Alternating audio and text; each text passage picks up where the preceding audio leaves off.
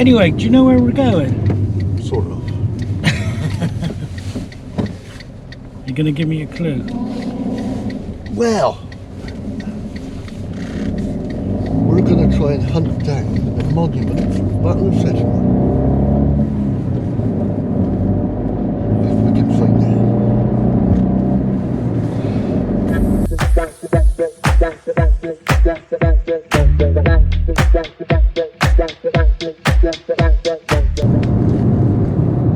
It's right for you, Mr. Retired, Mr. No Stress, Mr. Relaxed and Chilled.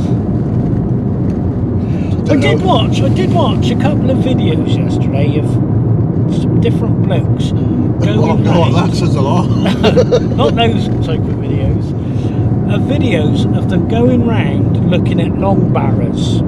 Yes. And a lot of the time it's a field with a lump in it. That's why we haven't looked at any long barrows or any Bronze Age burial mounds, which the Mendips have got hundreds of. I mean, I'm sure, yeah, that's the thing. It's They seem to be areas field. where they got loads and loads of different ones. Yeah, but they're all built in the same places, on top of the hill. This is what I'm worried about Sedgemoor. Well, it's just going to be a field. It's going to be a field. Well, yes, it is.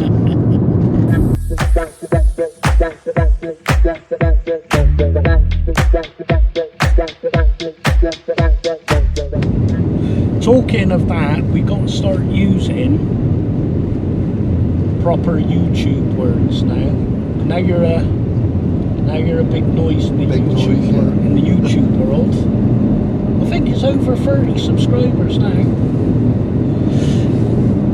But you got to use basically and literally all the time. Doesn't matter whether it's in context or not. You literally just got to use it all the time, basically. All right, so remember that, literally, basically. And everything you see isn't just a thing anymore. It's not like, oh, look at that street sign. That street sign is iconic. Everything's iconic, all right? That bike that went past, he was iconic. This car's iconic. Well, I would have Your said, hat is iconic. Going along those lines. Hang on. There's Right. one more. What? One more iconic? No, one more word that you've got to learn. So you've got basically, literally, an iconic. Also, super. Super. Right? Nothing's easy or everything's super easy or super hard or super boring or super stupid. But that's the way you got to talk when you do YouTube. So basically, literally, you got to use your super iconic sayings. All right? Right. It was so cold last night. Yeah. In my house that the computer froze. I mean, it was my own fault. I left too many windows open. Oh God! Do you want to grab a coffee? Oh, you see the McDonald's? Well, yeah, we could grab a couple of coffees, couldn't we? I don't really want anything to eat. Greg's. Oh. Well, there is a Greg's. That is a point. Hang on, I'm going to do some sponsorship.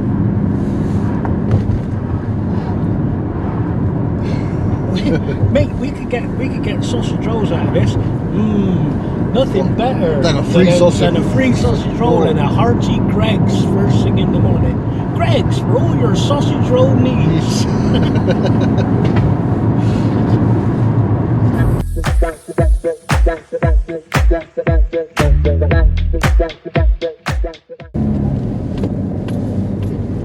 Do you know anything about koi carp? And that they're big, right, and they're gold or Did various you know colours. that koi carp always swim round groups of 4? Right, because if there's trouble, yeah, koi A, koi B, and koi C scatters, leaving behind the decoy. Oh God! And there is, talking of jokes like that in the pub, you got a white horse walks into the pub. He goes, "Have a whiskey, please." And the landlord goes, "We got a drink named after you." He goes, what, Neville?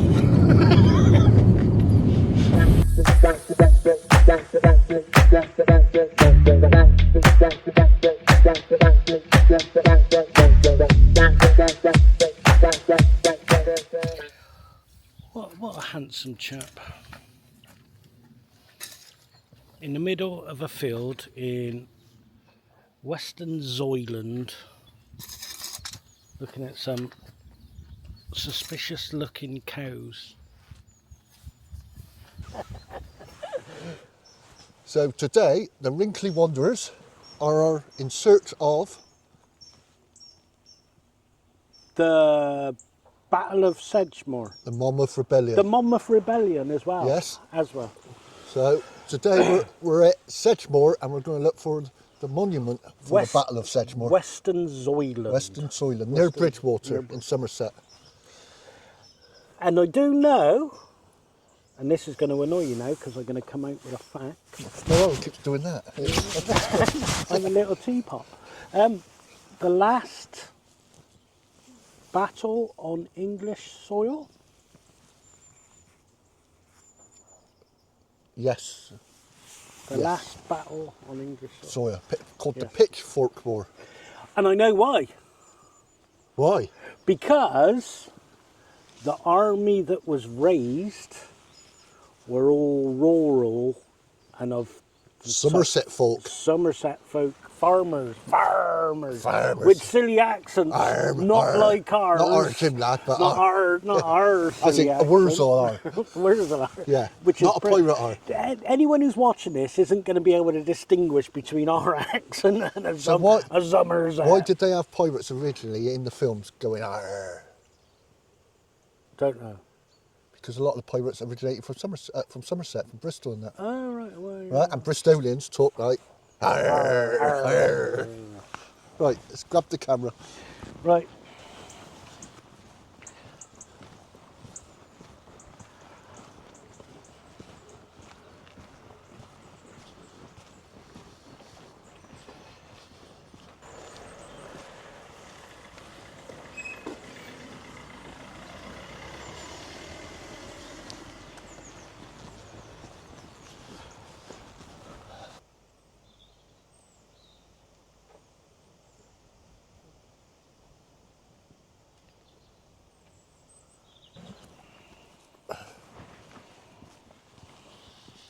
Right.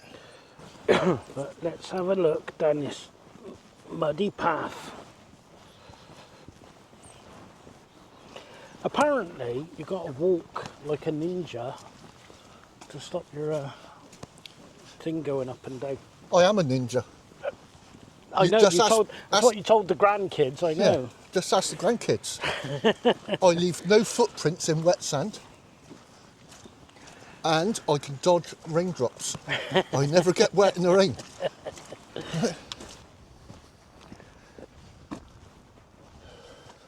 Cow's looking at me a bit strange.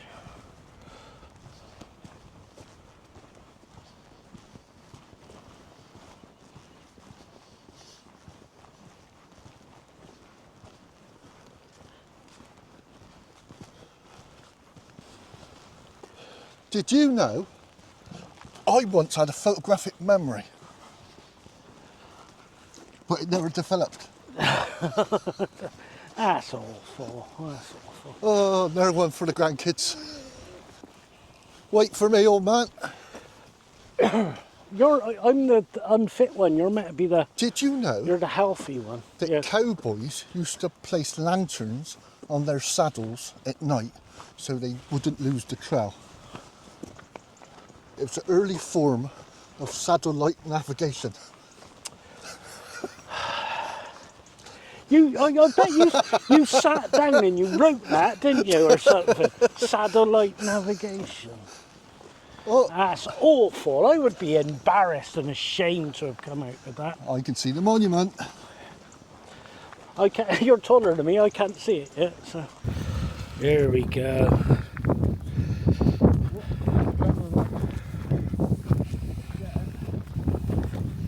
The last battle on English soil. So here we are at the monument.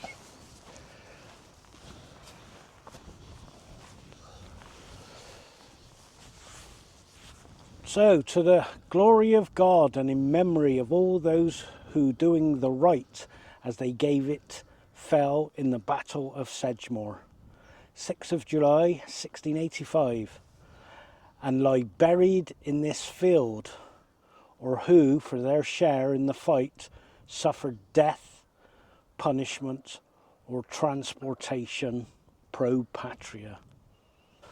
Right, so here we are at the Battle of Sedgemoor Monument in Somerset, which is, the monument is in Chedsoy, just outside Bridgewater.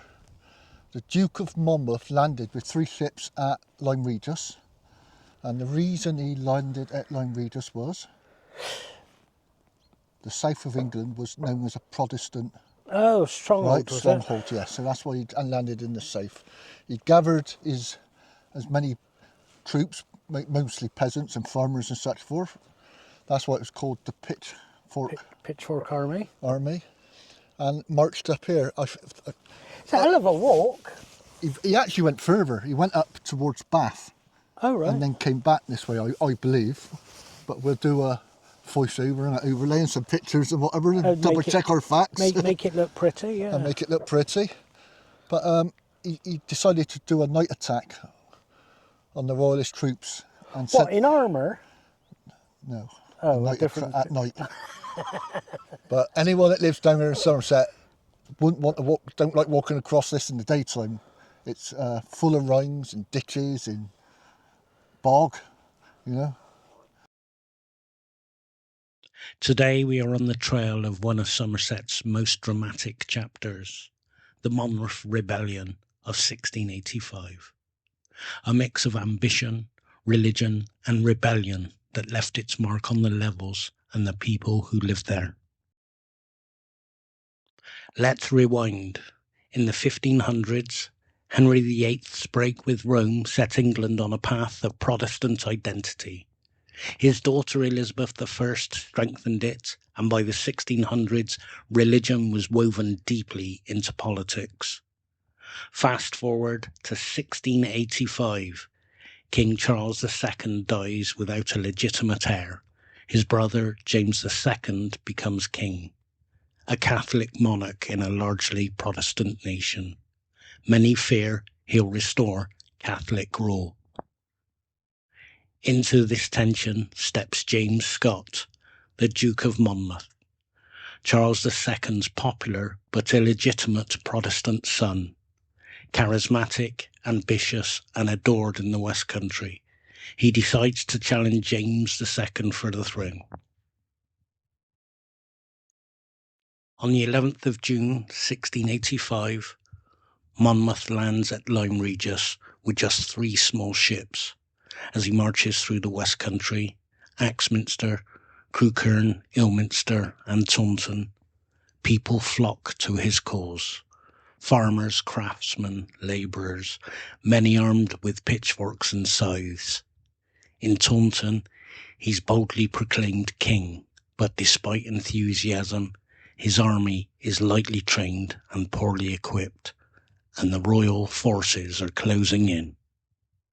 On the night of the 5th into the 6th of July, Monmouth makes a desperate gamble.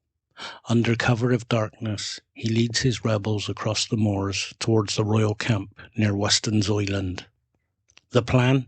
Surprise the enemy. The problem? The treacherous Somerset levels. Deep drainage ditches, rines, slow the rebels. A musket shot from a royal patrol ruins the element of surprise. Within minutes, trained cavalry and musketeers tear through the rebel ranks. The rebel army collapses. It's the last pitched battle fought on English soil. Monmouth flees but is captured and executed in London. Somerset suffers brutally in the aftermath. Judge George Jeffreys arrives to conduct the notorious bloody assizes. Hundreds of rebels are hanged, imprisoned, or transported to the colonies. Taunton, Bridgewater, and Wells all feel the weight of retribution. Though the rebellion failed, It set the stage for the Glorious Revolution just 3 years later, when James II was overthrown and Protestant constitutional monarchy became entrenched. Today, the moors, memorials and villages of Somerset still carry echoes of those dramatic weeks in 1685.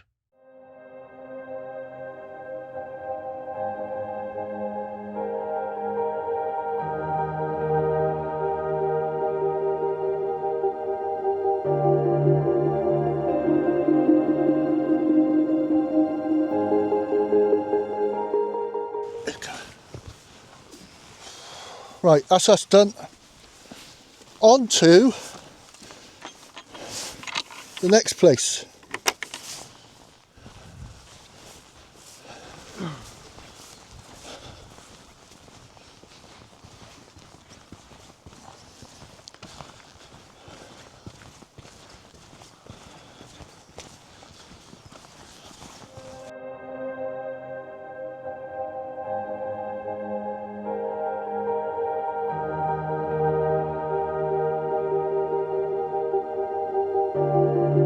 Angle there. So that's us done with the Battle of Sedgemoor, yes. And until our next video, it's bye from me. And it's bye from me. Bye byes.